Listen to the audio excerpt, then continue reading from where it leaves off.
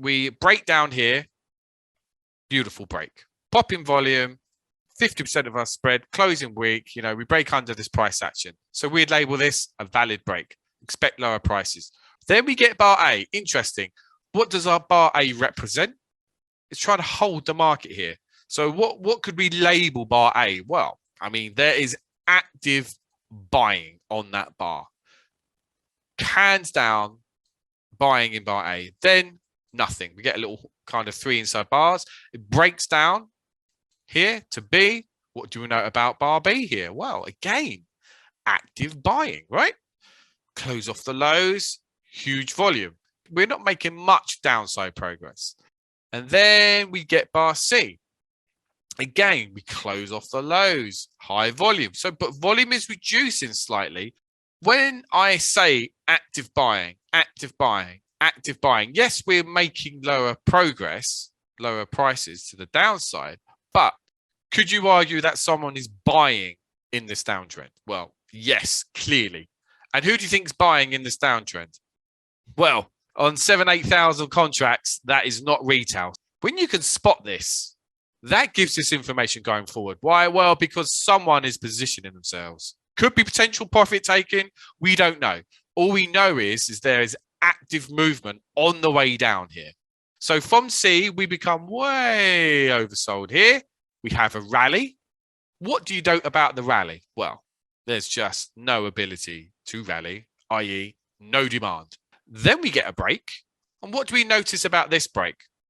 Well, it's not like anything we've really seen before. This is a good break. We break down here. Yes, we close off the lows. We break down here and we break down here. Here is the lowest breakdown we've made in terms of price made under our area of structure. Very, very minimal progress for this break.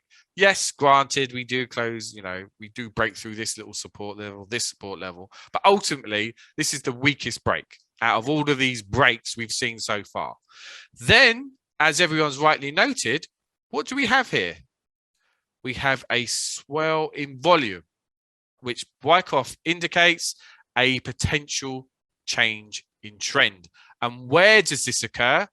Well, at the end of an established channel where we're oversold, the break isn't valid. Okay, we have sustained volume coming into this. We have the swelling volume. Spreads narrow. Look at the spreads here with all this volume.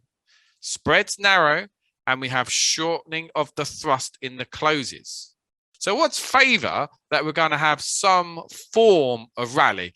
Now, I do know a trader who actually who played this, bought the close of this. Fantastic. We can all read that, but I need confirmatory signals personally. We get this no supply bar. Very, very nice. Low volume, but does that feel this with confidence because of the size of the spread? Well, we want to see a very narrow spread, but here we dip under to reverse and close firm, as Gabe noted, with a light pop in volume. A here is the entry, and the rest is history.